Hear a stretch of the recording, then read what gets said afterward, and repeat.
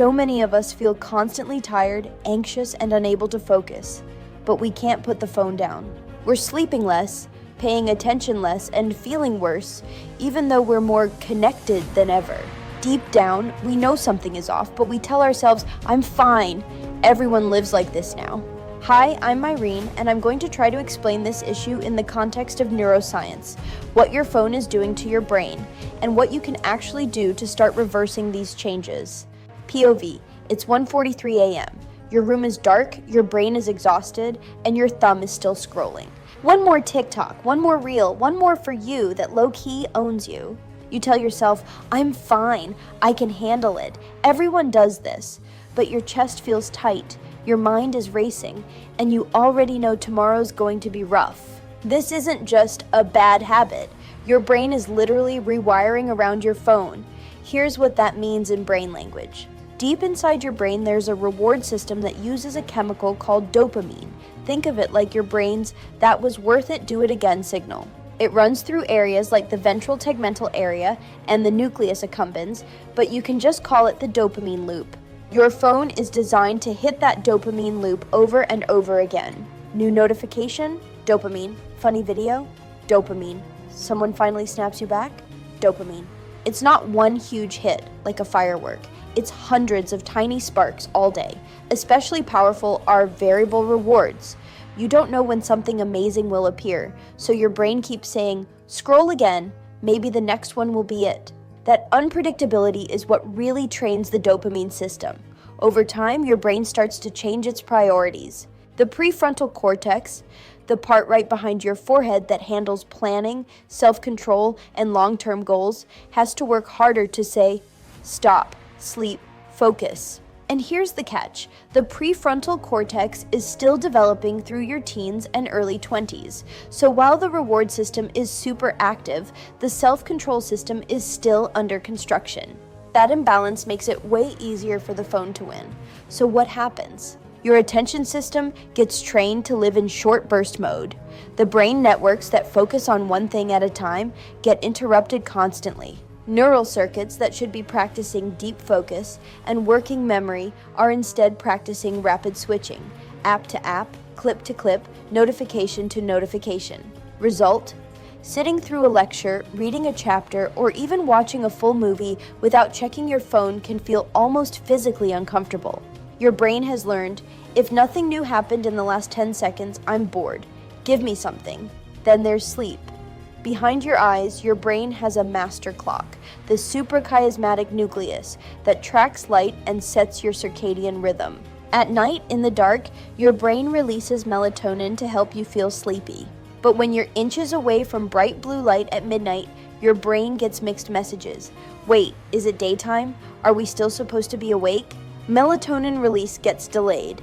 Your sleep gets pushed later, and when you finally crash, the sleep is often shallower. Neuroscience studies show that after even one night of poor sleep, the amygdala, your brain's emotional alarm system, becomes more reactive. At the same time, the prefrontal cortex has a harder time calming it down. Translation: you're more irritable, more anxious, more sensitive to stress, and more likely to grab your phone again to escape how you feel. And then there's social media and your threat system.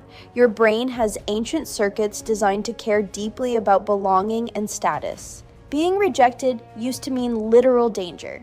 Now those same circuits react to streaks breaking, being left on red, not getting enough likes, or watching everyone else's perfect life on screen.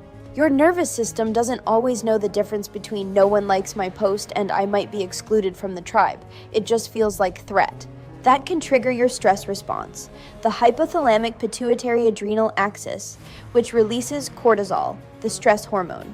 Chronically high stress can affect mood, memory, and even how your brain wires connections. So, no, you're not just being dramatic. A constantly buzzing phone can keep your brain in a loop of dopamine spikes, distraction, poor sleep, stress, more scrolling to cope. Now let's talk about how to start reversing this. The good news is that your brain is plastic. It can change. The same way it learned to chase short bursts of dopamine, it can relearn how to focus, rest, and calm down. Here are a few science-based ways to help your brain reset. First, protect your sleep window. At least 30 to 60 minutes before bed, park your phone away from your pillow. Dim the lights. Give your brain darkness and quiet so melatonin can rise and your circadian clock can do its job. Deeper sleep helps your prefrontal cortex and emotional systems recover, making it easier to handle stress the next day. Second, give your dopamine system healthier rewards. Your brain doesn't just want less dopamine, it wants better dopamine. Replace some of your scrolling time with activities that build skills or move your body. Walking, stretching, dancing, sports, music, art, reading. These activities release dopamine more slowly and steadily, and they also boost other chemicals like serotonin and endorphins that support mood and resilience. Third, retrain your attention networks. Start small.